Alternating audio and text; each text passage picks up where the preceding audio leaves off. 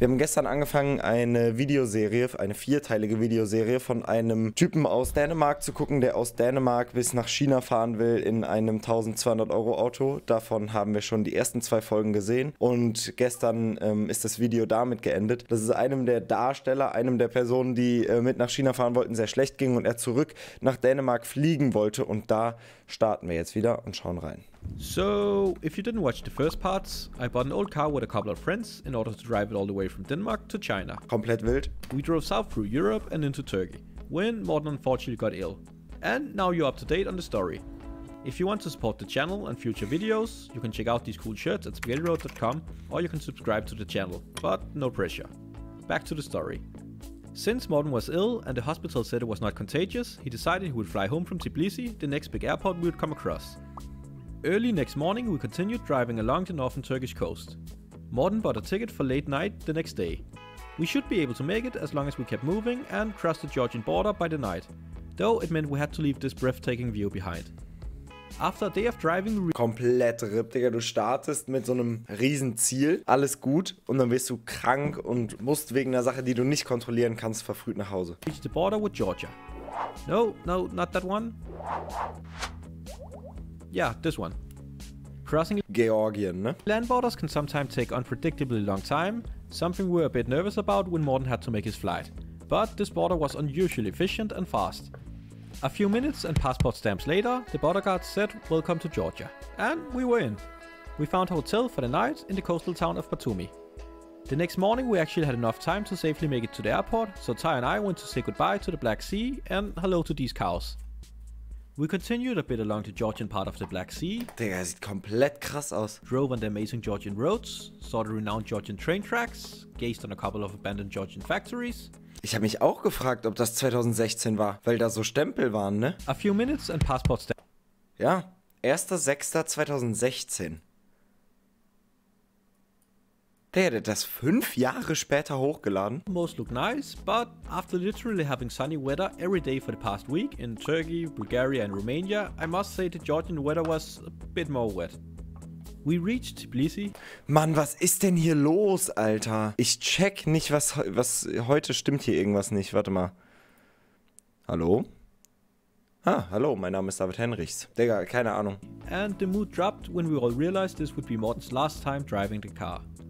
We said goodbye in front of the airport. A lot of people sent support after the last video to Morten, so let me just say, he's healthy and safe again, and I have actually been so fortunate to go on other trips with him afterwards. Anyway, the following day it was a bit Okay, also auf jeden Fall genug Zeit gehabt, nachher mit ihm nochmal unterwegs zu sein. weird and the atmosphere was quite empty after he left. After rushing there, the time was a bit more relaxed in Georgia now, but we still missed Morten. Without a guy of reason who was there to tell us if you should sit inside or outside the car. Anyway, Georgia is a pretty wonderful country. The Georgian people are delightful, so shout out to them. They figured out slapping a lot of cheese and eggs on top of their bread Digga, sieht krank aus. Würde ich lieber essen zum Frühstück als meinen Joghurt hier. just makes it even better. Actually, most of the Georgian food is quite underrated. I don't think I even tried Georgian food a single time in my life before arriving there, Digga. but it's real delicious. In the Georgian countryside, this guy was letting his army of sheep march for the city of Kvermo. We drove on, so I don't really know if his conquest was successful or not. This guy had a bit of a smaller entourage, but he was friendly. Overall, cows on the road were not a rare Digga, komplett krank. Es gibt einfach wirklich, also viele Menschen, die so ein unterschiedliches Leben führen, im Gegensatz zu dem, was wir führen. Digga, ich stehe morgens um 9 Uhr auf und hau den Stream an und laber übers Internet mit irgendwelchen anderen Leuten, die eigentlich gerade in der Schule sein müssten oder online am Arbeiten sein müssten. Aber wir schauen einfach Leuten zu, die auf dem Pferd reiten und irgendwelche Kühe von A nach B bringen oder so. sight at all. They were pretty much everywhere. But as long as you went slowly around them, it was all okay.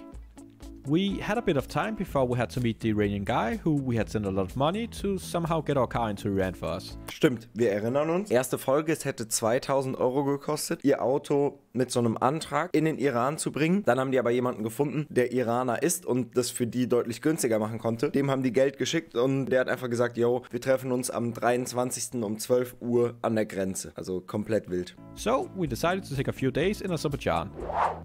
Our first Azeri activity was we spotted a frog and somehow ended up spending the rest of the afternoon looking for frogs in a small stream of water. Is Azerbaijan famous for frogs? No idea. Are these frogs special in any way? No idea, probably not, but we had a lot of fun with it. Most people we met were very hospitable and kind.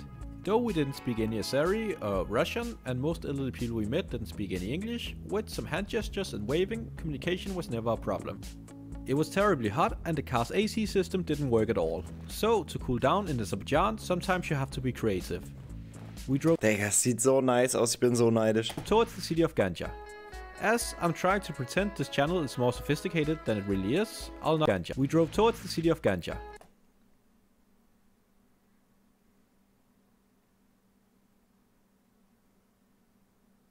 As I'm trying to pretend this channel is more sophisticated than it really is, I'll not make any jokes about the name. We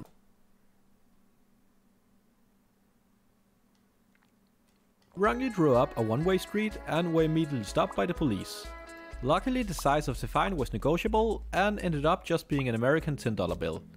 The policemen were actually rather friendly, and after we told them we were looking for a hotel, they said we should just follow their car. We drove behind them and they showed us this fine establishment. Sleeping there was a bit too expensive for us though, so we had dinner there and left for a cheaper option after the policemen were gone.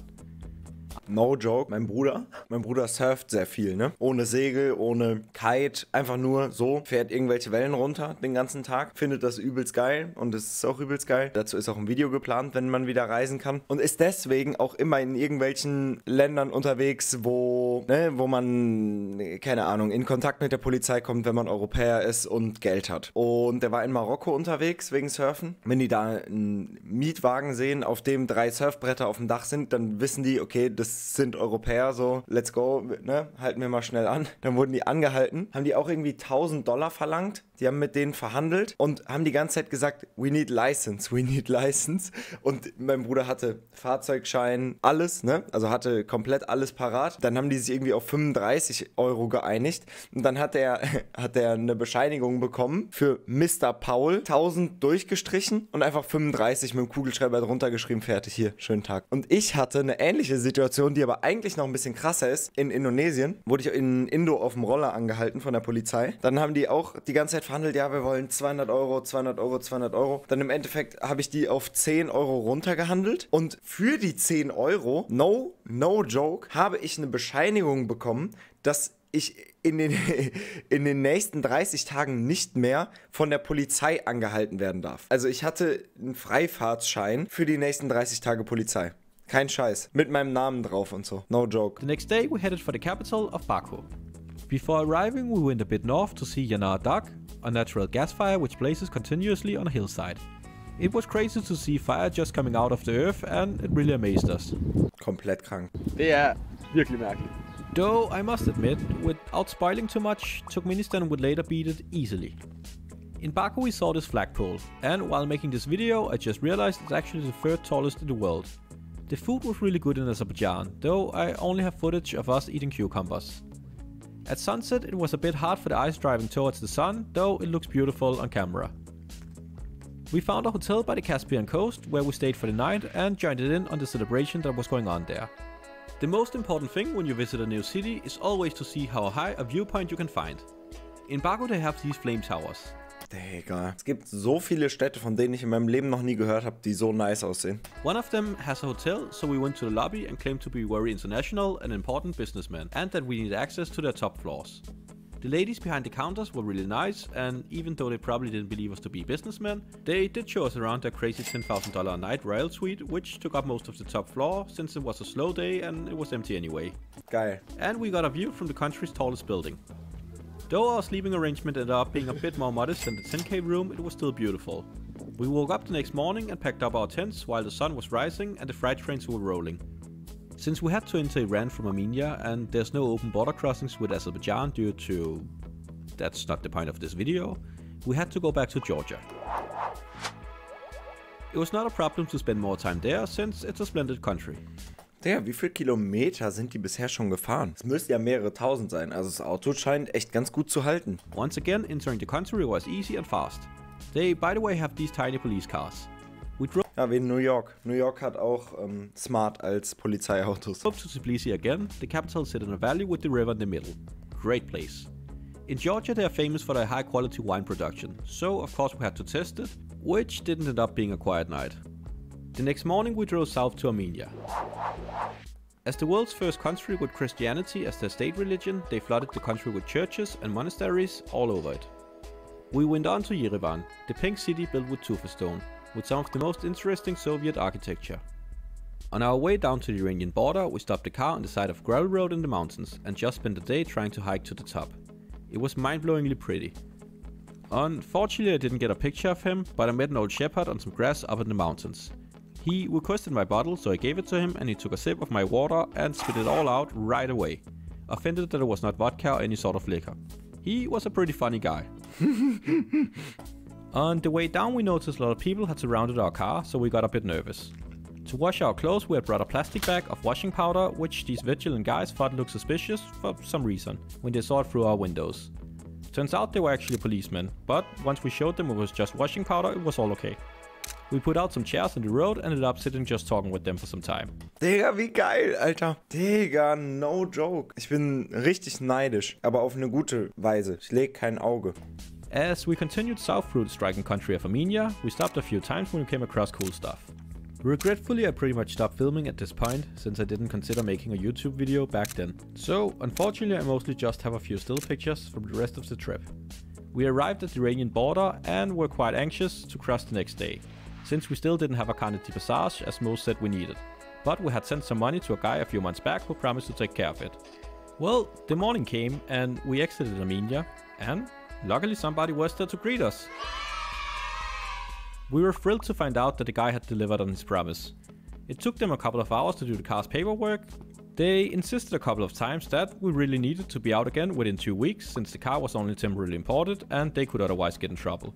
I guess the lesson of the story is, if anybody online ever claims they can do something, which everybody else says is impossible or illegal, just send them some money straight away and, well, trust everybody on the internet. Anyway, we were finally in Iran. Genau so. Ist genau wie bei, ich habe gestern die Kommentare gelesen, unter meiner Reaction auf Tomery und GameStop oder Meme-Stocks. Wenn ihr in einem Autounfall seid, dann ist es wichtig, andere Leute zu retten. Aber das Wichtigste ist, dass ihr euch in Sicherheit bringt. Und das wird auch immer so bleiben. Das ist Prio Nummer 1. Weil Leute auf Wall Street Bets schreiben, ihr müsst auf jeden Fall halten, egal was kommt, ihr müsst auf jeden Fall halten. Heißt das nicht, dass das Schlauste für euch ist, sondern wahrscheinlich, dass das Schlauste für sie ist, wenn ihr haltet. Und wenn ihr bereit seid, den Gedanken einer Revolution mit mehreren tausend Euro, die ihr reingesteckt habt, zu bezahlen. Viel Spaß. Mein Geld ist mir wichtig genug, dass ich nicht übermütig werde und das raushole, wenn es in eine Richtung geht, wo ich denke, okay, ich verstehe jetzt noch weniger als vorher schon, wann ich rausgehen muss. Wenn ihr bereit seid, ich stecke 1000 Euro in GameStop und bin komplett bereit, das einfach für die Nachricht, für die Message bis zum Tod zu halten, ey, have fun. Auch, dass Leute schreiben, du hast uns gebackstabbt, weil du nicht gehalten hast. Paperhands backstabben uns. Digga, das Problem, wenn ihr Geld verliert, sind nicht die anderen, die verkauft haben, sondern dass ihr vielleicht zu lang gehalten habt, ne? Und es kann auch sein, dass der Short Squeeze noch kommt. So, aber, Digga, also wirklich, checkt ihr noch irgendwas? Eure Sicherheit, euer Geld ist wichtiger als das von jedem anderen. Das ist leider der Kapitalismus. Wenn man da keinen Bock drauf hat, dann ist man vielleicht auch im Aktiengeschäft nicht ganz richtig. Ne? So, ne? Wollte ich nur kurz gesagt haben. We were both overly excited about finally being there. We didn't drive for long before we made an involuntary stop, as the greedy car was thirsty for more gasoline than we had given it. We learned not to blindly trust the fuel gauge. Anyway, it wasn't a big problem as we had brought a can of gas, and overall petrol is dirt cheap in Iran. At about 15 cents a liter, it was 1/10 of the price in Denmark. We drove on to... At about 15 cents a liter, it was 1/10 of the price in Denmark. 15 Cent pro Liter? We drove on to Tabriz.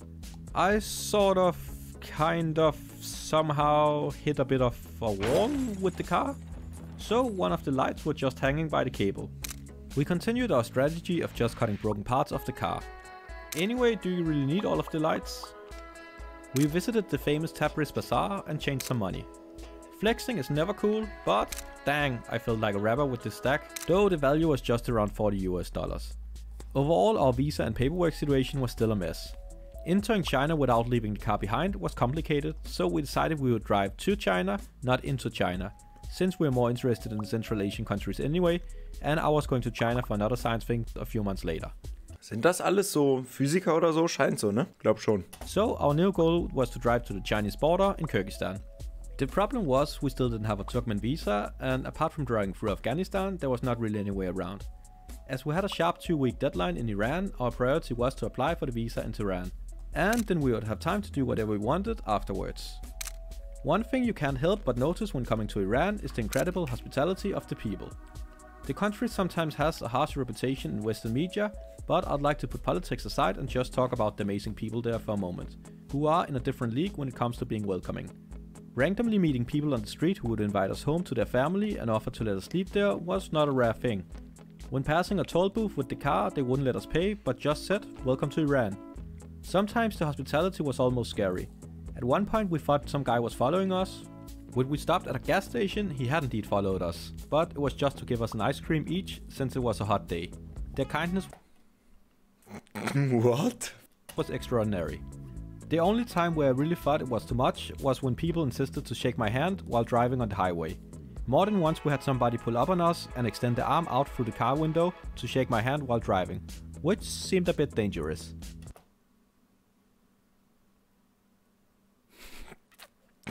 What? We arrived in Tehran and made yet another application for the Turkmen transit visa. At the embassy we met a couple of Germans on motorcycles who had just been denied the visa and had to give up and return to Europe. While we waited, we explored Tehran for some days. We went on to the famous Carpet Museum of Iran. Without question, the best carpet museum I have ever visited. And the only one. Thai is also American, by the way, so we went to see the former US embassy, where the Iranian government made their official view on the US quite clear. Though a lot of the people we met were not necessarily aligned with the government's views. We had arrived in Iran just as the month of Ramadan began, so a lot of stuff was closed while we were there. My hair and beard was getting a bit out of control, which is not acceptable in such a fashionable country as Iran. So I gave Tehran's best barber complete creative control and freedom over my appearance. I'd estimate he used enough hairspray for about 1,000 people. But I looked cool with my fresh solid block of hair. If you have ever played with Legos, where you can remove all the hair in one plastic chunk, that's how it felt. We went to see the mausoleum of Khomeini, which is huge. Though it's a mausoleum, quite a few people were just sitting on the floor, so we sat and chilled with these boys. Tehran is a big city and can be a bit hectic and stressful, so we drove down to Esfahan. Remember we taped a map to the roof of our car back in Poland? Well, after over a month and 8,000 kilometers, it flew off on the way there. First we lost Morten, and now our map? Maybe it wasn't so bad with the map, since it only depicted Europe anyway. Digga, so geil, weil die Story ist so lang, der erzählt das so lang, dass man halt wirklich jetzt so Callbacks zur ersten Folge und so hat. Übelst geil. Between Tehran and Isfahan there's this completely flat salt desert, which looked really cool. I recommend visiting it.